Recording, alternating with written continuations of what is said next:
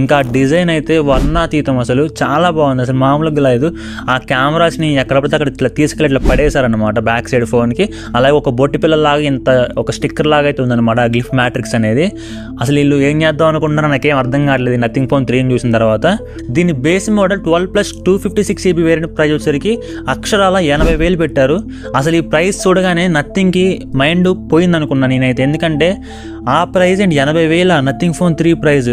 Hi friends, నా పేరు అరవింద్, మీరు చూస్తున్న తెలుగు టెక్ లాజిక్స్. ఇవాళ వీడియోలో మనం వచ్చరికి నథింగ్ ఫోన్ 3 గురించి మాట్లాడుకుందాం. ఈ ఫోన్ ఇప్పుడు ప్రజెంట్ ఒక హాట్ టాపిక్ అనమాట ఈ ఫోన్ అనేది. ఎందుకంటే ఇంత హాట్గా ఎందుకు ఉందంటే దీని ప్రైస్ అనేది కూడా చాలా హాట్గా అయితే ఉంది. దీని base model 12 + 256GB variant price వచ్చేసరికి అక్షరాల 80,000 పెట్టారు.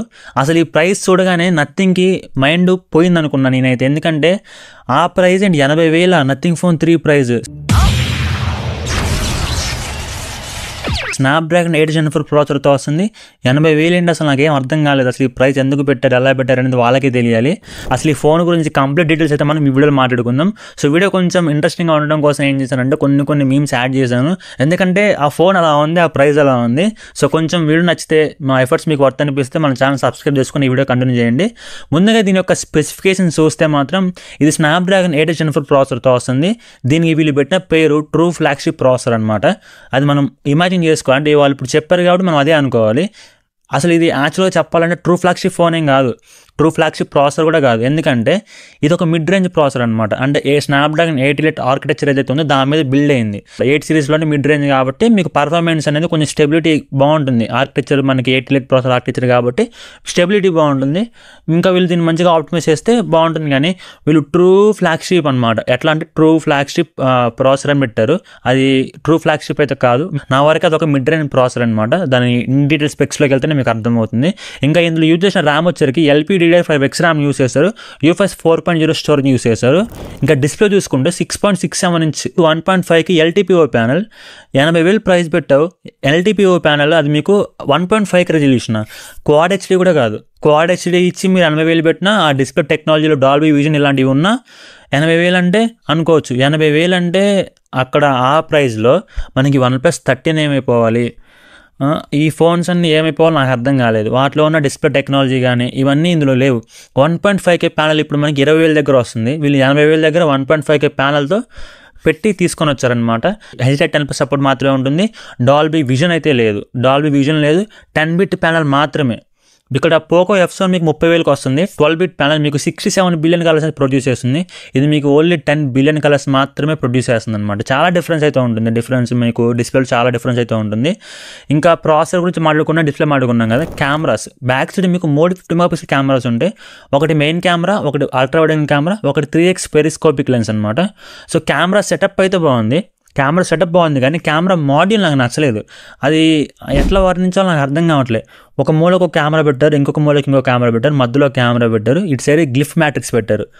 అది ఆ డిజైన్ అసలు దాన్ని ఎలా పిలవాలో కూడా అర్థం కావట్లేదు. అంటే కొన్ని షేప్స్కి ఒక స్పెసిఫిక్ నేమ్ అయితే ఉంటుంది, లైక్ స్క్వేర్ అని, సర్కిల్ అని ఏదో ఒక ఉంటుంది అనమాట. దీనికి ఏం పేరు పెట్టాలో కూడా అర్థం కాలేదన్నమాట.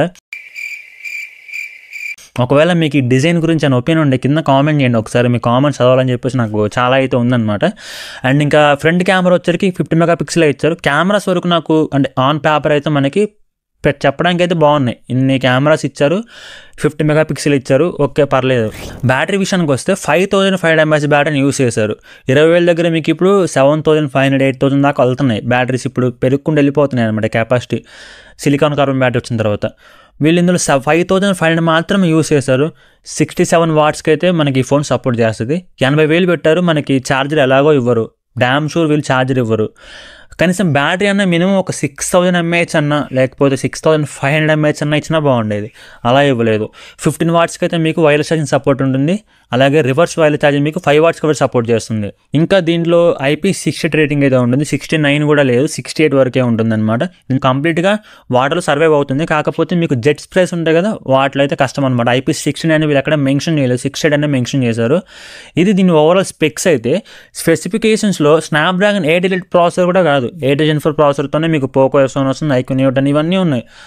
ఇవి 30,000 దగ్గరే వీటిని కొనాలా వద్దా అని చెప్పి చాలామంది ఒక కన్ఫ్యూషన్ ఉంటాయి. ఈ ప్రాసెస్ని తీసుకెళ్ళి వీళ్ళు 80,000 పెట్టారు. గిఫ్ట్లెట్ ఇంటర్ఫేస్ తీసేశారు. నథింగ్ ఫోన్ 2 లాంచ్ అయ్యి 2 years అయింది. 2 years తర్వాత వీళ్ళు మళ్ళీ నథింగ్ ఫోన్ 3ని తీసుకొని వచ్చారు. తీసుకొని వచ్చి 80,000 పెట్టేశారు భయ్య. అసలు నాకేం అర్థం కాల ప్రైస్ అయితే. అంటే 80,000 ప్రైస్ పెట్టి ఒక ఫోన్ మీరు తీసుకోవాలంటే ఆ ఫోన్లో ఏదో ఒక స్పెషాలిటీ ఉండాలి. లైక్ యూఐ కానీ ఏదైనా బ్రాండ్ వాల్యూ కానీ ఉండాలి. ఇది రీసెంట్గానే వచ్చిన బ్రాండ్, చాలా కాంట్రవర్సీలు ఉన్నాయి. 80,000 అంటే చాలా ఎక్కువ.